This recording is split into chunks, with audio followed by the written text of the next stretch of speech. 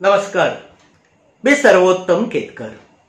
आतापर्यंत आपण सर्वांनी माझ्या या चॅनलला जो प्रतिसाद दिला आहे त्याबद्दल मी आपल्या सर्वांचा अतिशय आभारी आहे। देवरूखच्या जनार्दन गानूंचा मुलगा अवधूत हा तसा इतर 4 चौघांसारखाच तेवढाच व्रात्य, खोडकर आणि लोभसही। या मुलाचं म्हणजे अवधूतचं एक थोडंसं वेगळेपण जे होतं ते म्हणजे वयाच्या अगदी 3ऱ्या वर्षापासून घरातली ताटं, परात, कधी सूप घेऊन तो एकटाच वाजवायला बसत असे आणि अतिशय तल्लीनपणे त्याचं ते वादन चालत असे। अर्थात 3-3.5 वर्षाचं वय हे काही ज्याला आपण आज कॉन्सन्ट्रेशन म्हणतो किंवा फोकस म्हणतो असं काही होण्याचं नव्हतं। पण इतरांच्या लक्षामध्ये एक गोष्ट निश्चितपणे आली होती की एखादं ताट, परात किंवा सूप याच्या हाताला लागलं तर याची दोन्ही हातांची बोटं त्याच्यावर एक चांगला ताल धरतात आणि त्याच्यामध्ये हा अवधूत अतिशय तल्लीन होऊन जातो। आता घरातल्या लोकांकडनं या त्याच्या कृतीबद्दल जेवढं कौतुक करता येणं शक्य होतं तेवढं कौतुक नित्य नियमाने होतच होतं। पण या गोष्टीमध्ये काही विशेष आहे किंवा याच्या पुढे याचं काहीतरी कलेमध्ये रूपांतर करायला पाहिजे असं मात्र त्यावेळेला देवरुखामध्ये कुणालाही वाटणे शक्य नव्हतं। घरातली माणसं कधीतरी गुपचूप, कधीतरी त्याला एकांतात असं ताल धरलेला पाहून 2-2.5-3 मिनिटं, 5 मिनिटं त्याचं ते वादन ऐकत मग आपल्याला कोणीतरी बघतंय हे लक्षात आल्यावर हा अवधूत गुपचूप तिकडून पळ काढत असे। देवरुखमध्ये त्यावेळेला गौरी गणपती हा कोकणातला एक मोठा सण, मोठा धूम धडाक्याने म्हणावा असा घरोघरी साजरा होत असे। आणि कोकणातले सगळे गणपती हे गौरी आणि गणपती म्हणजे गणपतीच्या दिवशी येणार आणि गौरी विसर्जनाच्या बरोबरच या गणपतीचं विसर्जन होणार असे गौरी गणपती या ठाटाचे गणपती।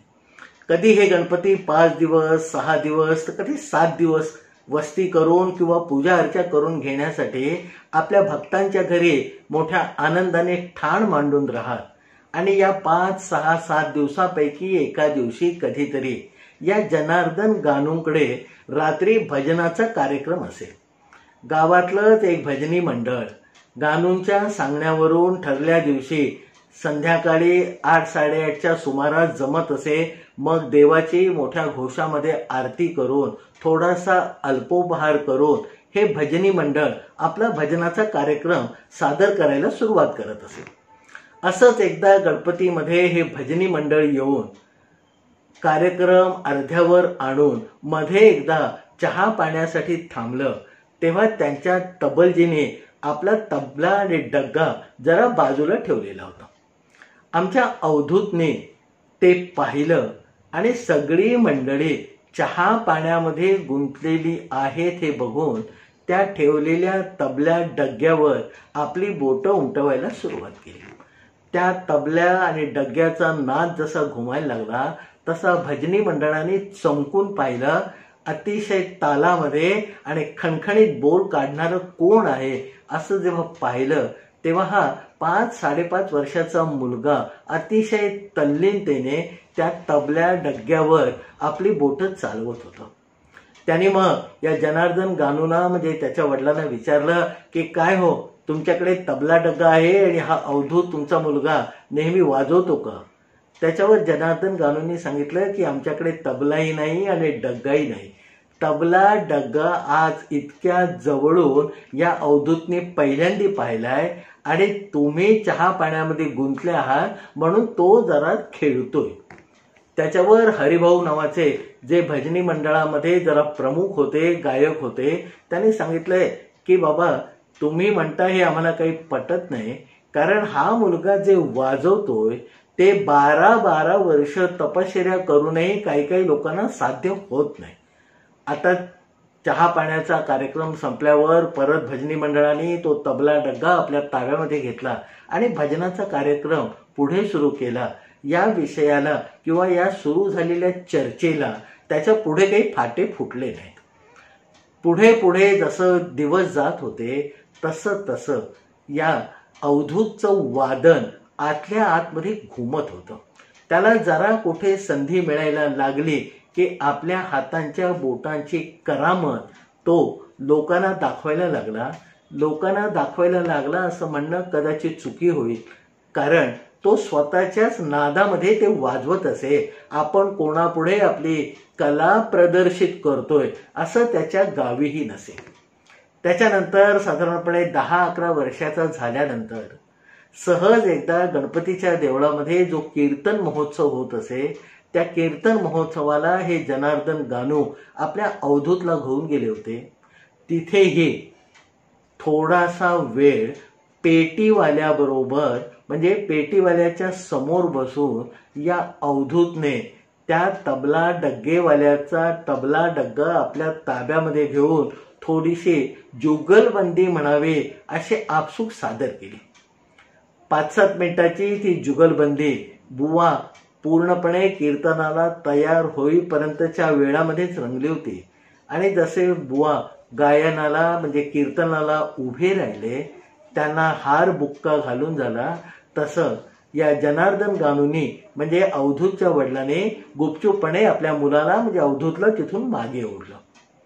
त्याच्यानंतर कधी कधी भजनी मंडळामध्ये स्वतःला हौस आहे म्हणून किंवा कधी कधी तबलजी गैरहजर आहे म्हणून हा अवधूत एक तबला वादक म्हणून भजनी मंडळाबरोबर कुठे कुठे जाऊन साथ संगत करायला लागला. तोपर्यंत कुठच्याही तबला डग्ग्या वादनाचं जे प्रशिक्षण म्हणतात असं अवधूतनी घेतलेलं नव्हतं, कारण त्यावेळेला देवरुखामध्ये संगीत शाळा किंवा तबला डग्गा शिकवणारही कोणी नव्हतं. जनार्दन गानूंना हा तबला वाजवतो म्हणजे याच्यामध्ये काही कला आहे असंही कधी मुळापासून वाटलं नाही. असंच एकदा काही वर्षांनी म्हणजे साधारणपणे 12-13 वर्षाचा हा अवधूत झाल्यानंतर श्रीपाद स्वामी म्हणजे त्यावेळचं जे भारदस्त आध्यात्मिक व्यक्तिमत्व होतं ते गगनगडावरून उतरून खाली कोकणाच्या वारीवर निघाले आणि कीर्तन महोत्सवाच्या दरम्यान एकदा देवरुखमध्ये त्यांचा मुक्काम पडला. 6 फुटाची उंची, स्वच्छ गोरावर्ण, वाढलेली पांढरी दाढी, भेदक डोळे आणि एखाद्याच्या चेहऱ्यावर जो आध्यात्मिक किंवा गोड भाव असतो तसा भाव धारण करणारे हे श्रीपाद स्वामी त्यावेळेला कीर्तन महोत्सवाच्या दरम्यान या देवरुखामध्ये मुक्कामी आले होते. त्या गणपतीच्या देवळामध्ये असलेली एक छोटेखानी खोली जराशी सजवून म्हणजे त्याच्यामध्ये एक छोटं कपाट, एक खाट असं सगळं टाकून या श्रीपाद स्वामींची त्या खोलीमध्ये राहण्याची सोय केलेली होती. श्रीपाद स्वामींनी एकदा कीर्तनाला बसलेलं असताना आणि सहज म्हणून या अवधूतचं चाललेलं तबला वादन पाहिलं आणि ते चमकले. त्यावेळेला ते काही बोलले नाही, पण कीर्तन पूर्वरंग उत्तररंग करून एकदा संपल्यानंतर त्याने अवधूतच्या आई वडिलांना उद्या सकाळी मला येऊन भेटा असा खास निरोप आपल्या एका शिष्याकडनं पाठवला आणि बजावून त्यांना सांगितलं की उद्या तुम्हा दोघांना श्रीपाद स्वामींनी बोलावलेलं आहे. आता श्रीपाद स्वामींसारख्या आध्यात्मिक विभूतीचं म्हणजे युग पुरुषाचं समोरून बोलावणं येणं ही त्यावेळेला हजारोंच्या पैकी काही 1 किंवा 2 लोकांच्या भाग्यात असलेली गोष्ट जेव्हा आपल्या भाग्यामध्ये आहे हे जनार्दन गानूंना कळलं तेव्हा त्यांना रात्रभर झोप आली नाही. कधी उद्या एकदा सकाळ होते आणि मी श्रीपाद स्वामींना जाऊन भेटतो असं त्यांना होऊन गेलं. सकाळी उठल्यावरती आपलं सगळं अन्नी उरकून आपल्या पत्नीला बरोबर घेऊन या श्रीपाद स्वामींसाठी थोडासा शिधा म्हणजे काही फळं, डाळ, तांदूळ आणि त्यांना जे शक्य होतं ते सगळं घेऊन हे जनार्दन गानू आपल्या पत्नी अनुसयेबरोबर श्रीपाद स्वामींच्या दर्शनाला आले. श्रीपाद स्वामींनी मोठ्या कौतुकाने आणि आदराने या जोडप्याला म्हणजे जनार्दन आणि अनुसूया गानूंना आपल्या समोर बसवून घेतलं इकडची तिकडची माहिती विचारल्यानंतर त्यांनी सांगितलं की आता मी तुम्हाला जे काही सांगतो ते थोडंसं तुम्ही शांत चित्ताने आणि पूर्ण तन मन एकत्र करून ऐकावं अशी माझी एक इच्छा आहे. आता श्रीपाद स्वामींसारख्या माणसाने या समोर बसलेल्या गानू जोडप्याला जेव्हा अशी एक विनंती केली तेव्हा या दोघांना खरं तर लाजून चूर झाल्यासारखं किंवा लाजल्यासारखं झालं. त्याने स्वामींचे पाय धरून सांगितले की आपण म्हणाल तेवढा वेळ, आपण सांगाल ते मी सगळं ऐकायला तयार आहे, त्याची आपण काळजी करू नका, मला आज कुठचंही दुसरं काम मी ठेवलेलंच नाही असं म्हणून पुन्हा एकदा सद्गदित अंतःकरणाने गानू दाम्पत्याने या श्रीपाद स्वामींच्या पायावर डोकं ठेवलं आणि ते त्यांच्या समोर कानामध्ये प्राण आणून ऐकायला लागले. श्रीपाद स्वामी थोडेसे ट्रान्समध्ये म्हणजेच आपल्या वेगळ्या विश्वामध्ये निघून गेले आणि त्यांनी सांगायला सुरुवात केली.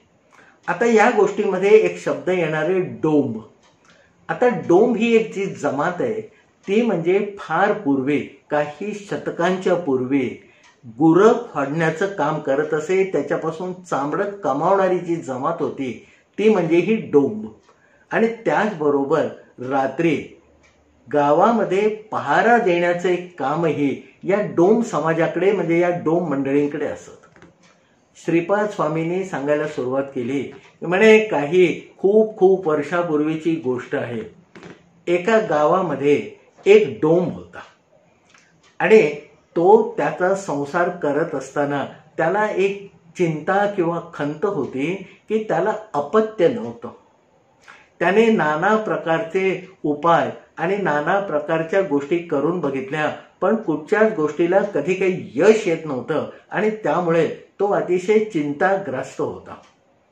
हा डोंब जो होता तो असाच एकदा एका ज्ञानी पुरुषाकडे गेला आणि त्याच्या पुढे रडून रडून त्याने आपली कहाणी सांगितली की मला बाकी सगळी सुख आहेत पण अपत्य नाही.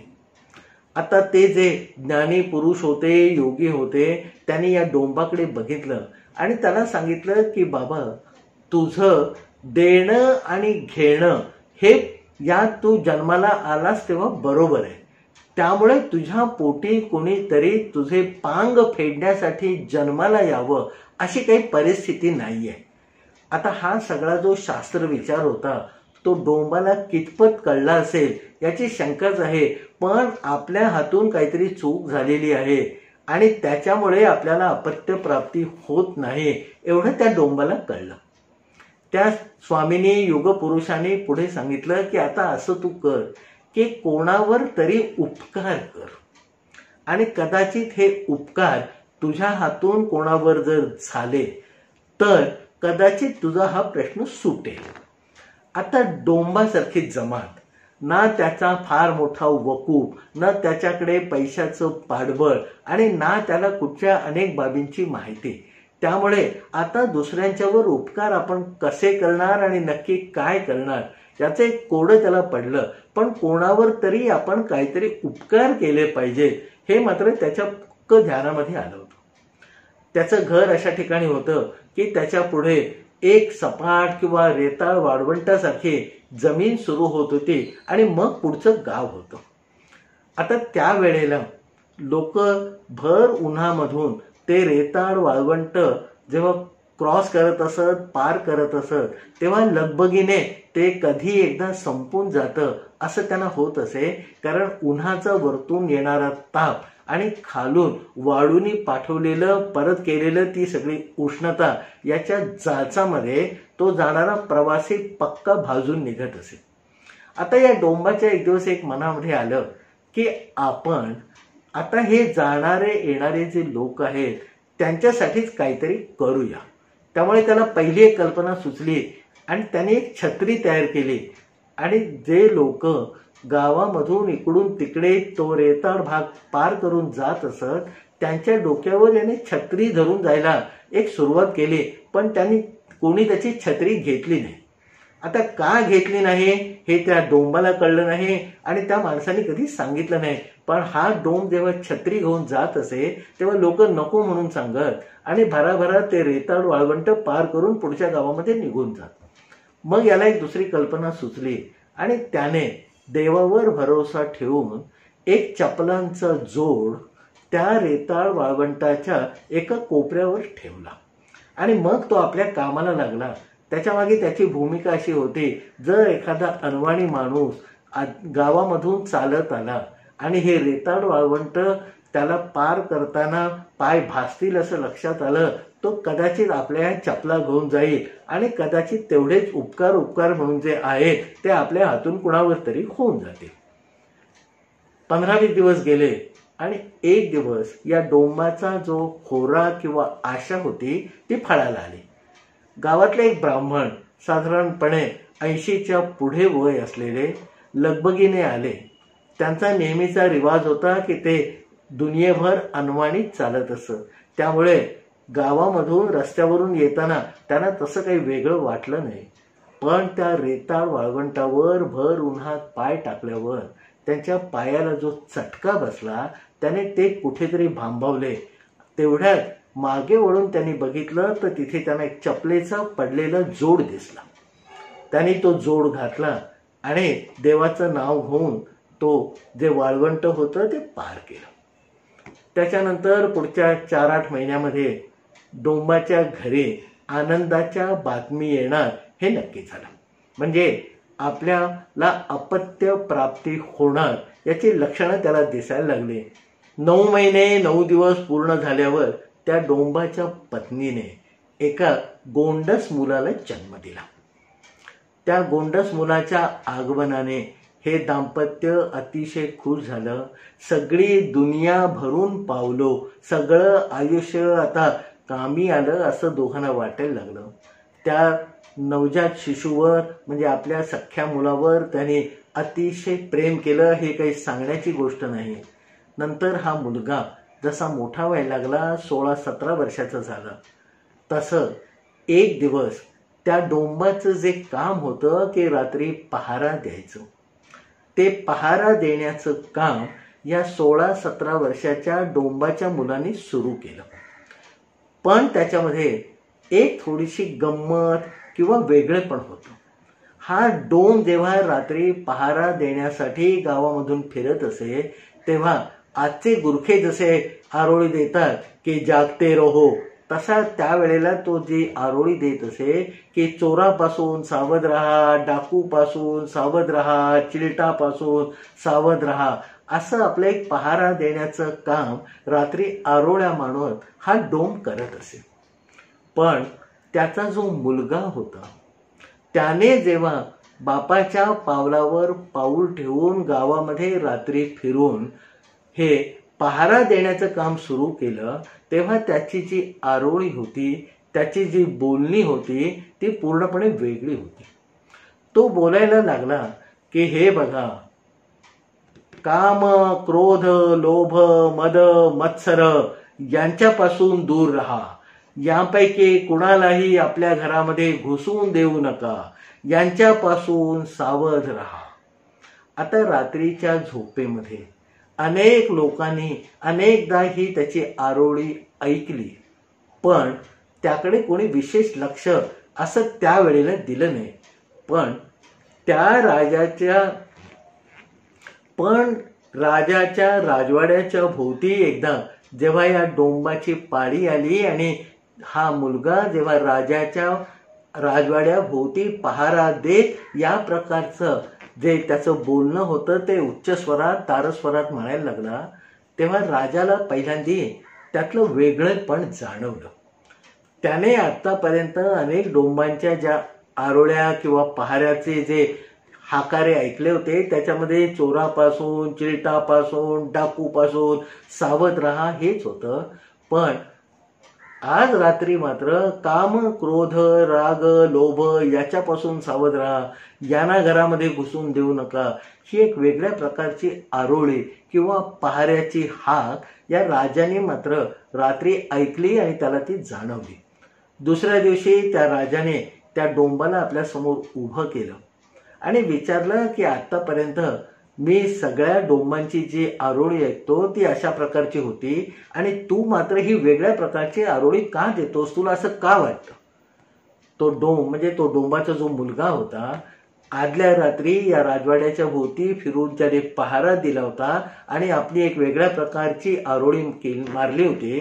त्याने सांगितलं की मला असं महाराज वाटतं की पैसा गेला तर कमावता येईल, घर लुटून नेलं तर परत बांधता येईल, पण आपलं शील, चारित्र्य, सत्यता या सगळ्या गोष्टी जर एकदा हातातून निसटल्या किंवा गमावल्या तर त्या काही परत मिळवता येणार नाही. आणि त्या गमावण्यासाठी जे कारणीभूत ठरतं ते आपले विकार म्हणजे काम, क्रोध, राग, लोभ, मद, मत्सर हे सगळे. आता या डोंबाच्या मुलाकडून इतकं पांडित्यपूर्ण बोलणं राजाने जेव्हा ऐकलं तेव्हा तो अक्षरशः स्तिमित म्हणावा असं झाला. आणि याच्या पुढे आता हा अधिक काय मोठा प्रपंच किंवा परमार्थ सांगतो याच्या दृष्टीने राजाने अधिक कान देऊन ऐकायला सुरुवात केली. राजा हे सगळं ऐकण्याची मानसिक तयारी करत असतानाच राजवाड्याच्या बाहेर मोठा गलबला झाला. डोंबाच्या वस्तीतले 5-10 डोंब मोठ्या मोठ्याने आरोळ्या मारत शोधत या डोंबाच्या मुलाला परत तातडीने घरी घेऊन जाण्यासाठी आलेले होते.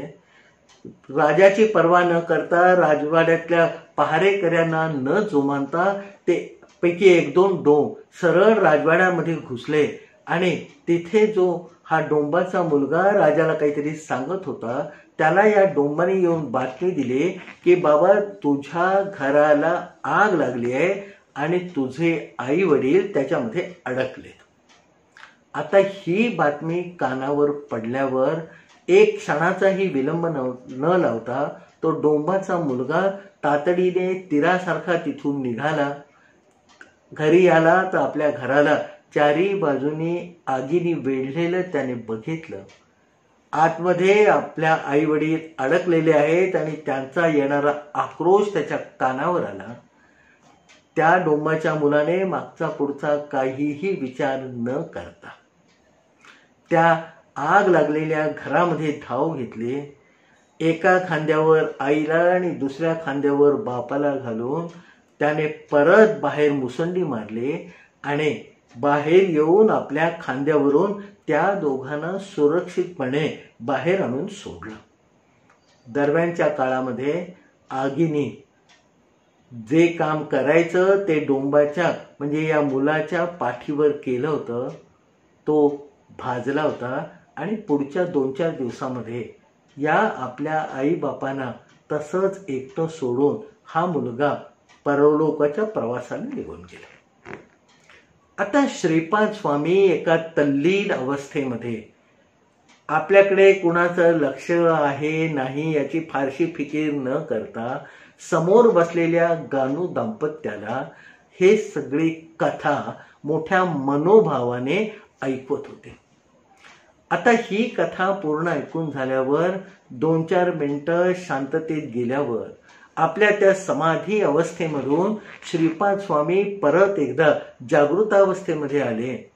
त्याने अतिशय एकाग्र भावनेने मनोभावे आपल्या समोर बसून ही कथा ऐकणाऱ्या गानू कुटुंबाकडे आपला दृष्टिक्षेप टाकला. गानू कुटुंब हे सगळे कथा ऐकून स्तिमित झालं होतं, पण याचा नक्की अर्थ काय हे मात्र त्यांच्या ध्यानामध्ये आलेलं नव्हतं.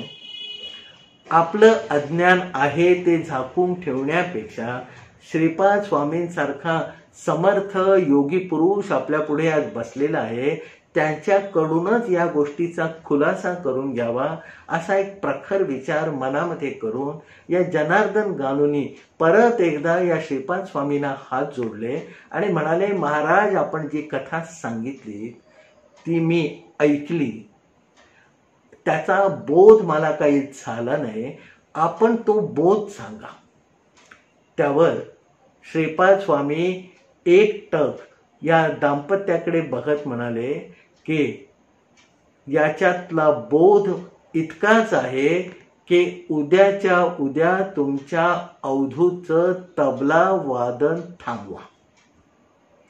आता डोंबाची सांगितलेली गोष्ट आपल्या अवधूतचं तबला वादन मध्ये गुरफटलेले हे श्रीपाद स्वामी आणि श्रीपाद स्वामींनी अचानकपणे काही शेंडा बुळखा नसलेली दिलेली आज्ञा की तुमच्या अवधूतचं तबला वादन ताबडतोबीने थांबवा, याचा काहीच टाळा या गानू दाम्पत्याला लागेल.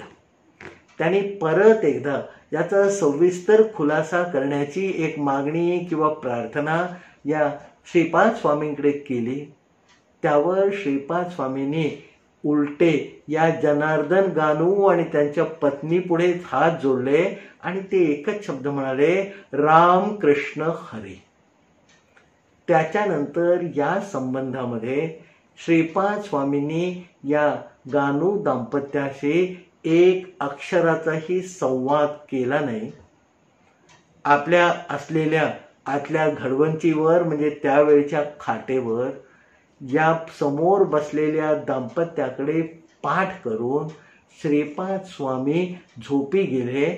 वयाच्या 16व्या वर्षी देवरुखामध्ये मॅट्रिक झाल्यानंतर पुढच्या शिक्षणासाठी त्याने मुंबईची वाट धरली आणि मुंबईमध्ये गिरगावमध्ये एका चाळीमध्ये त्याचे जे मोठे काका राहत होते त्यांच्या कुटुंबामध्ये तो एक कुटुंबाचा सदस्य म्हणूनच दाखल झाला.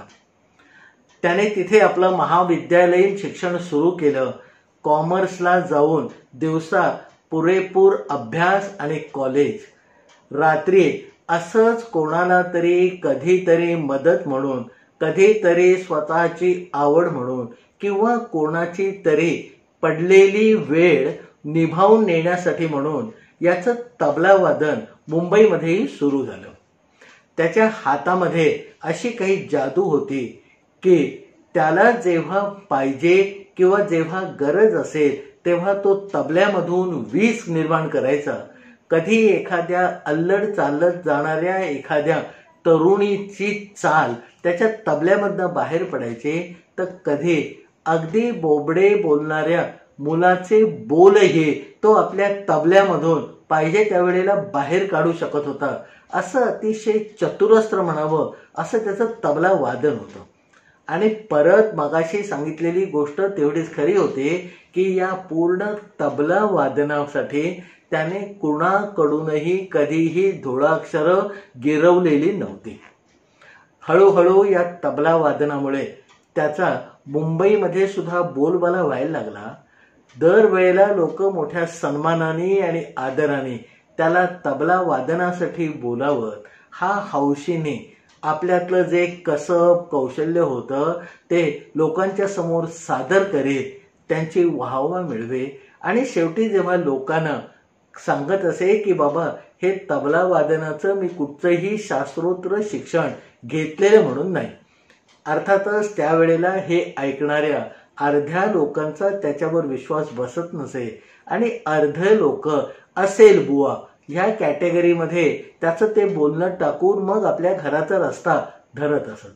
पुढे हळूहळू तो त्यावेळेला जी नाटकं होत त्या नाटकांना साथीदार म्हणजे तबला वादक साथीदार म्हणून काम करायला लागला. त्याच्यातूनही त्याला 4 पैसे पगारा व्यतिरिक्त मिळायला लागले.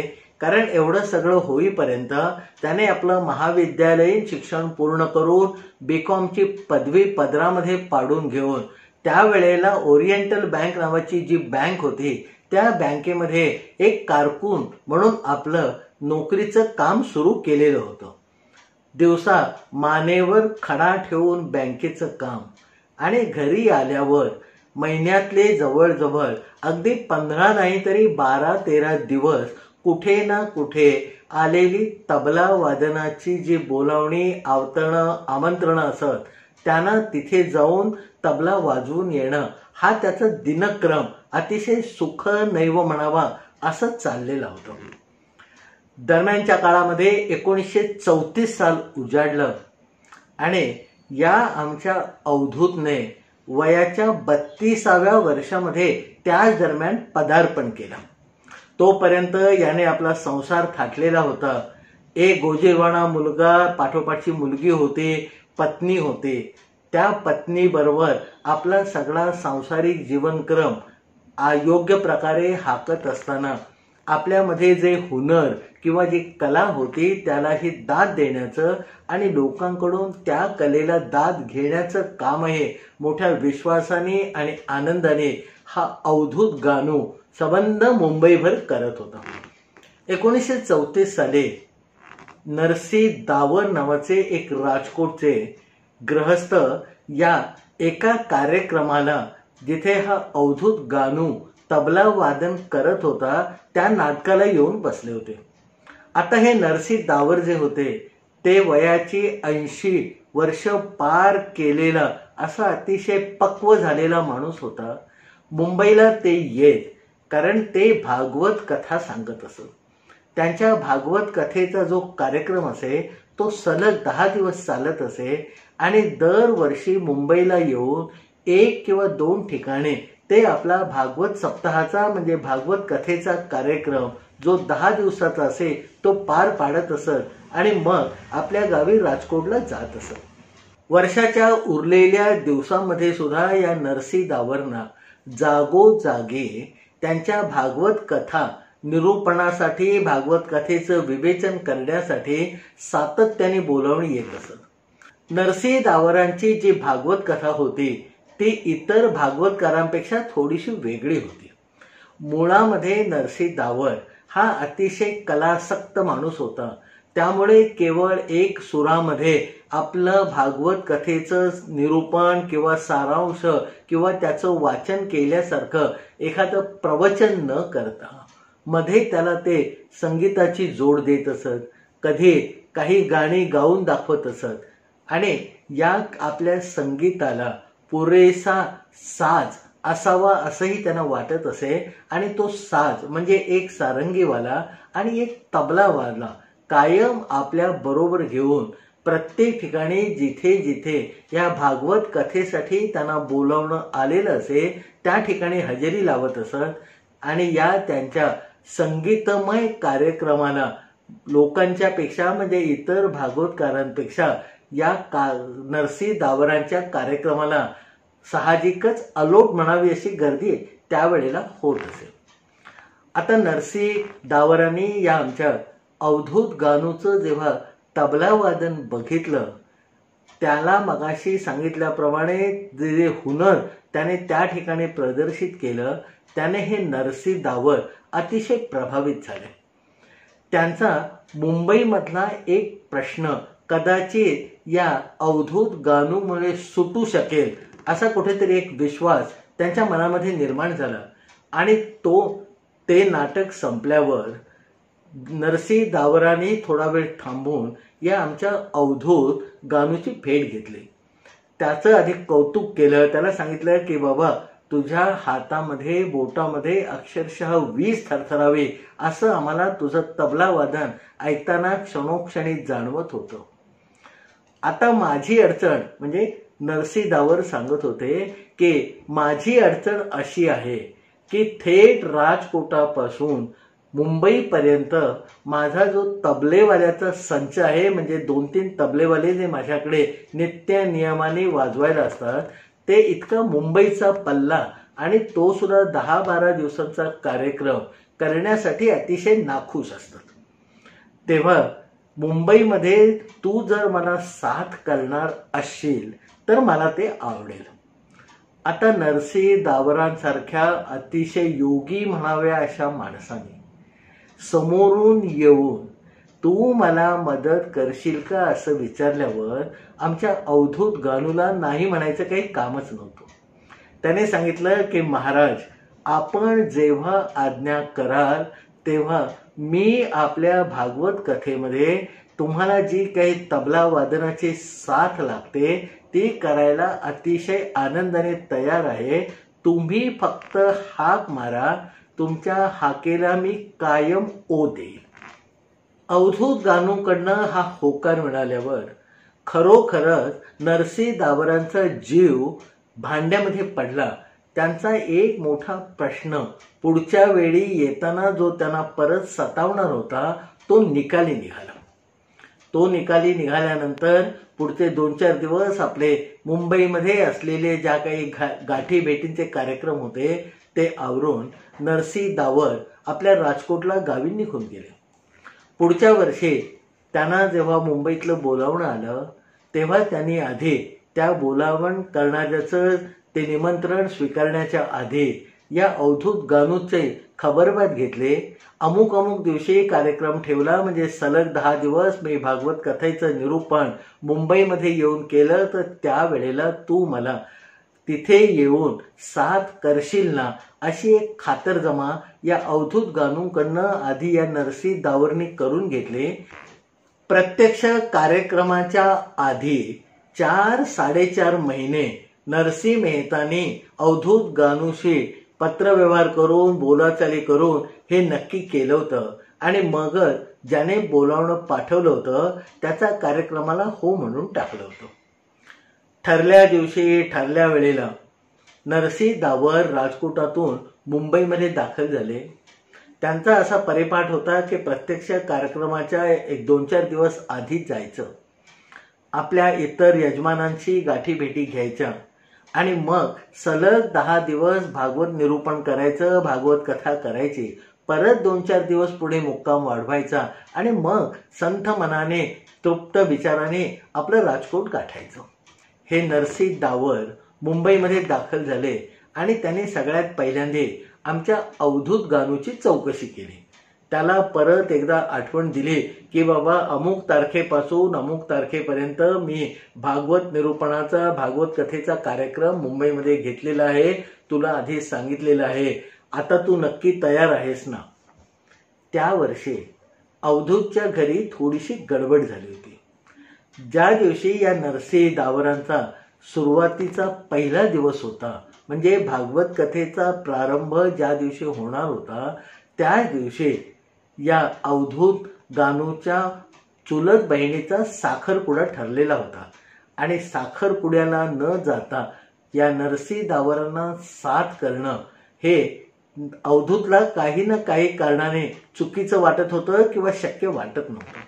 म्हणून समोर आलेल्या नरसी दावरांना त्यांनी 1 दिवसाची रजा मागून घेतली की महाराज, केवळ पहिल्या दिवशी मी आपल्याबरोबर नसेन, पण त्याच्यानंतर सलग 9 दिवस मात्र मी आपल्याबरोबर तबला वादन करायला कुठचीही अट न घालता बिनशर्त तयार असेल. आता सख्या चुलत बहिणीचा साखरपुडा आणि त्याचं महत्त्व या नरसी दावरांना पटलं आणि त्याने सांगितलं की 1 दिवस मी तुला सुट्टी देतो, त्या दिवशी केवळ सारंगीवर किंवा विशेष संगीताचा परिपोष न करता मी भागवत कथा मारून नेईन, पण दुसऱ्या दिवसापासून मात्र तू नक्की हजर व्हायचं.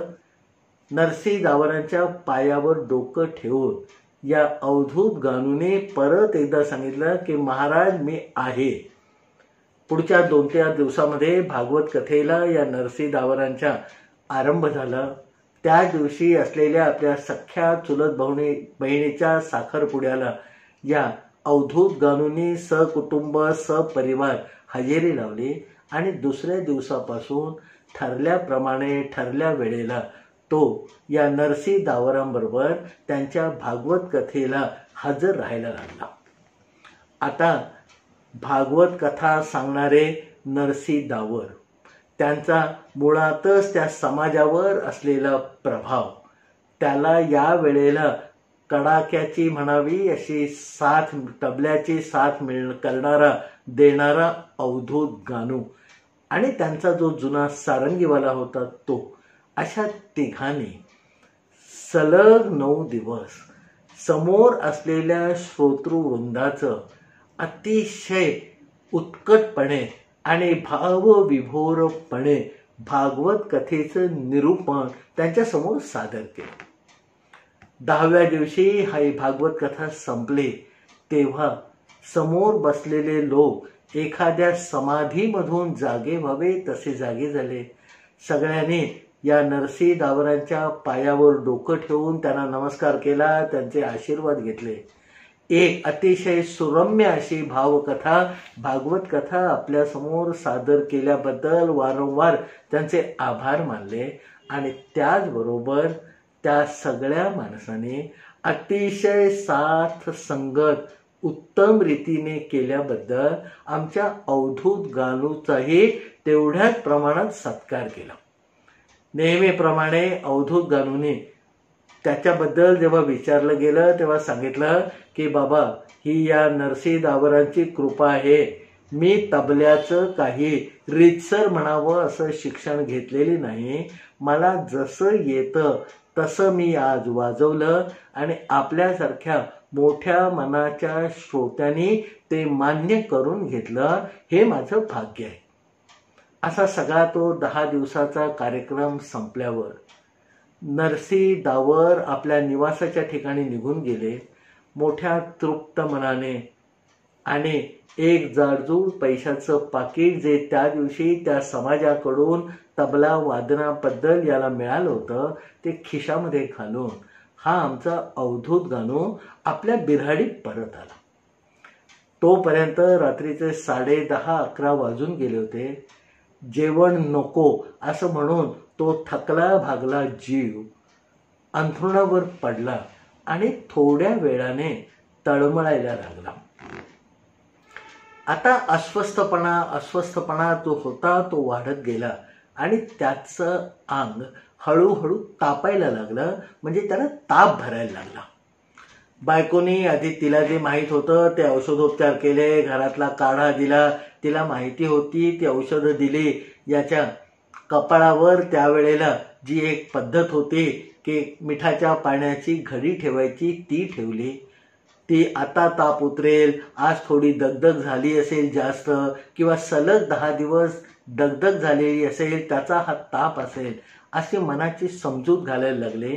पण रात्री 12:30-1च्या दरम्यान जेव्हा ताप वाढायला लागला तेव्हा तिने आपले जे काका म्हणजे अवधूतचे काका गिरगावामध्ये राहत होते, 2 चाळी सोडून त्यांचं जे बिऱ्हाड होतं तिथे आपल्या मोठ्या मुलाला पाठवलं आणि त्या मंडळीनं बोलवून घेतलं.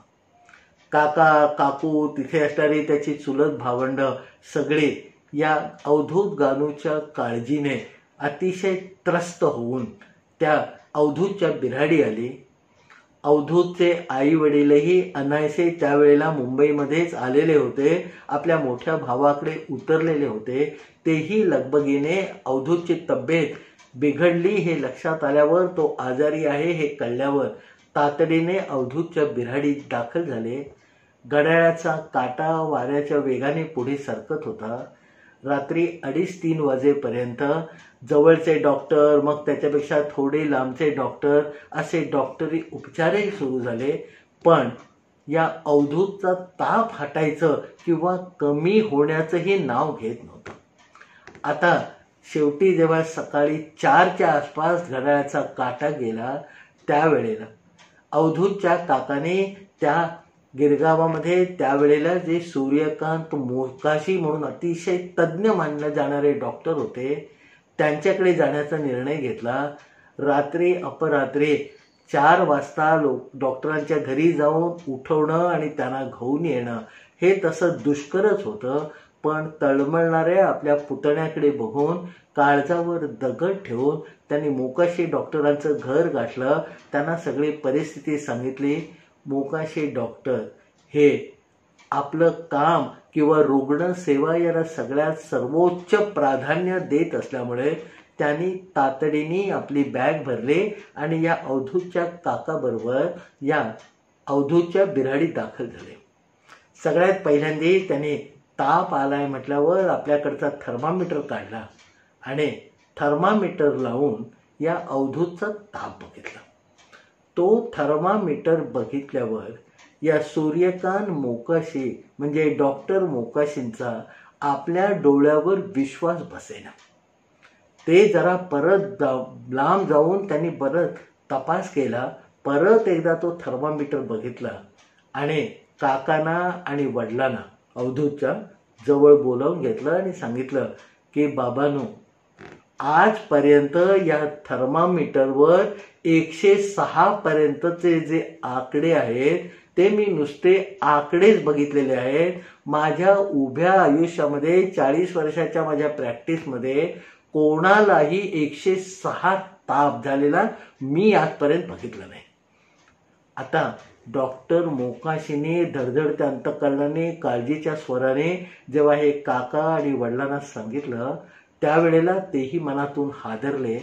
डॉक्टर मोकाशींचं सांगणं होतं की आता मी एक इंजेक्शन देतो, थोडी औषधं बदलून देतो, पण उद्या सकाळी आपण काही करून याला चांगल्या हॉस्पिटलमध्ये हलवूया, त्याशिवाय आपल्याला पर्याय नाही.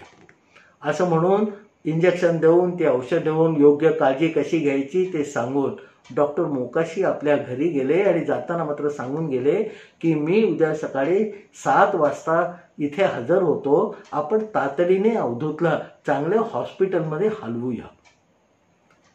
मोकाशी डॉक्टर गेल्यानंतर सगळी काळजी असलेली मंडळी चारी बाजूला अवधूत गानूला घेरून बसलेली होते. मधून मधून प्रत्येक जण अंगाला हात लावून त्याचा ताप बघत होता. ताप उतरायचं नाव घेत नव्हता. हळूहळू अवधूतची शुद्ध हरपायला लागले. त्याला आजूबाजूला काय चाललं आहे हे कळेनासं झालं. हाका मारल्या तर त्याचा प्रतिसाद येईनासा झाला आणि सकाळी 5:30-6च्या दरम्यान तापलेलं शरीर हळूहळू थंड व्हायला लागलं आणि जे थंड झालं ते कायमचं. आता घरातली सगळी माणसं किती शोकाकुल झाली असतील याची कल्पना आपण सहज करू शकतो. त्याचं मोठं विस्तृतपणे साहित्यिक भाषेमध्ये आपल्यासमोर वर्णन करण्याची मला काही गरज नाही, कारण आपण ते समजून घेऊ शकतो. हलकल्लोळ माजलेला होता. डोळ्यात देखत आपला 32 वर्षाचा मुलगा गमावलाय होता अवधूतच्या आईवडिलांनी. आपण इथे मोठे काका काकू सगळं असूनही डॉक्टर मोकाशींसारखा माणसाची मदत घेऊनही त्याचा काहीही उपयोग झाला नाही. या कळल्यामुळे अवधूतचे मोठे काका खजील अवस्थेमध्ये गेलेले होते. पुढचं सगळं निस्तरायचं ते निस्तरून झालं. दुसऱ्या दिवशी जेव्हा सहज म्हणून या नरसी दावराने या अवधूतची चौकशी त्यांच्या एका मित्राकडे म्हणजे परिचिताकडे केली तेव्हा त्यांना ही बातमी कळली आणि ते सुद्धा हादरले. 80 वर्षाचा तो म्हातारा नरसी दावर शोकाकुल अवस्थेमध्ये एका टोकापासून दुसऱ्या टोकापर्यंत चालत येत अवधूतच्या घरी म्हणजे बिऱ्हाडी दाखल झाला. तिथे सगळी मंडळी शोकाकुल अवस्थेमध्ये बसलेली होती. नरसी दावरने एक उपचार म्हणून ज्या काही 4 गोष्टी विचारायच्या असतात त्या विचारल्या आणि त्याच्यामधून जो खुलासा झाला त्याच्यामुळे हे नरसी दावर मुळापासून हादरायला लागले. त्यांनी सहज विचारलं जे आपण नेहमी विचारतो की बाबा वय काय होतं, काय झालं. अवधूतच्या वडिलांनी सांगितलं नाही की जेमतेम 32वं वर्ष त्याने आता गाठलेलं होतं. रात्री कार्यक्रम करून आला, थोडंसं अस्वस्थ वाटायला लागलं, मग ताप चढला आणि सगळं संपलं. आता हे सगळं ऐकून घेतल्यावर सरसरून म्हणावा असा एक काटा या नरसी दावरांच्या अंगावरनं गेला. त्यांना नखशिखांत घाम फुटला, वाचा बसून गेले आणि त्यांची ही अवस्था बघून शोकाकुल अवस्थेमध्ये असलेल्या या सगळ्या गानू कुटुंबाला आता या नरसी दावरांनाच इथे काहीतरी होतं की काय अशी एक काळजी 2-4 क्षण वाटायला लागले. तेवढ्यात परत एकदा स्वतःच्या अंगाला झटका देऊन ते नरसी दावर 80च्या पुढे वय असलेले सावध झाले आणि त्यांच्या तोंडातून 2 शब्द बाहेर पडले, परवेज परवेज. आता नरसी दावर सावध आहेत आणि ते परवेज परवेज म्हणून ओरडत आहेत. याचा काही खुलासा या गानू मंडळीला म्हणजे तिथे जमलेल्या गानू मंडळींपैकी कोणालाही होईना. आता हे विचारावं तरी कठीण म्हणून थोडा वेळ तसंच स्तिमित अवस्थेमध्ये सगळेजण थांबून राहिले, कोणीच काही बोललं नाही. आणि मग नरसी मेहताना कंठ फुटला आणि त्यांनी आपल्या एक एक गोष्टी जशा आठवतात, जशा भावल्या, जशा जाणवल्या तशा सांगायला सुरुवात केली. त्याने सांगितलं की 33-34 वर्षापूर्वी माझ्या बरोबर परवेज नावाचा एक तबलजी होता. तो तबलजी माझा सगळ्यात आवडता होता. जेमतेम 22-23 वर्षाचं त्याचं तेव्हा वय होतं.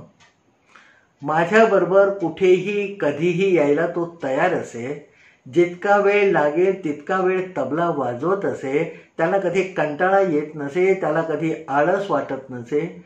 आणि शेवटी आज मी कसं वाजवलं असं मलाच विचारून माझ्याकडून एक पाठीवर थाप घेऊन मग आपल्या घराचा रस्ता ठरत असे.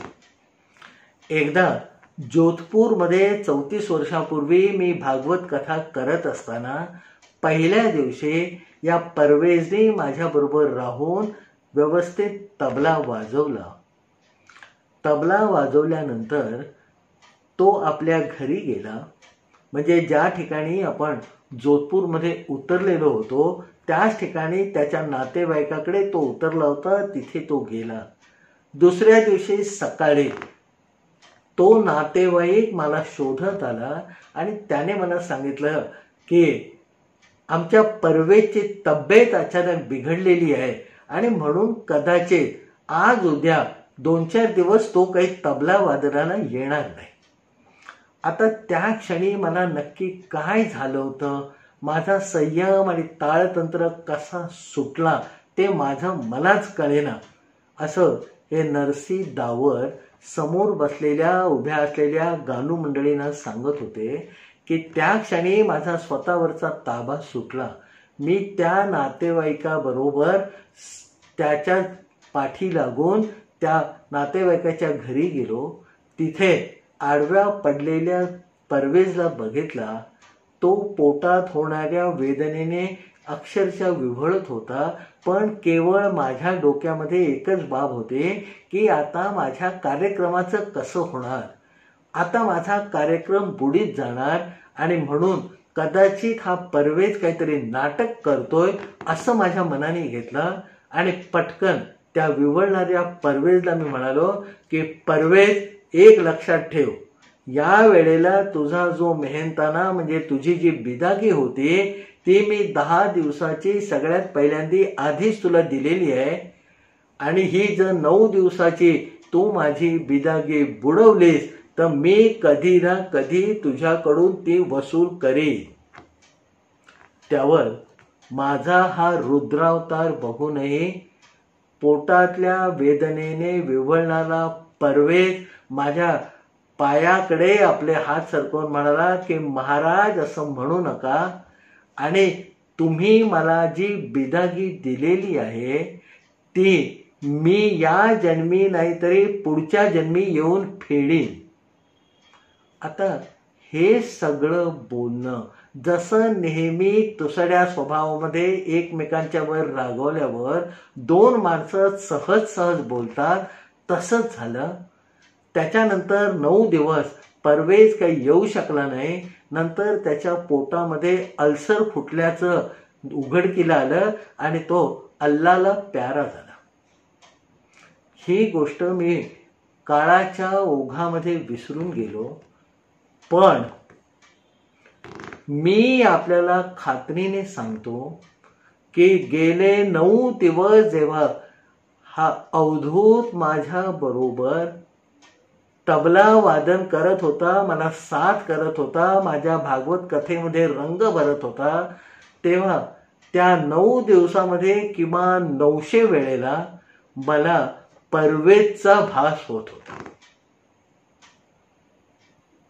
जणू काही परवेजच वाजवत आहे असं मला अनेक वेळेला वाटत होतं.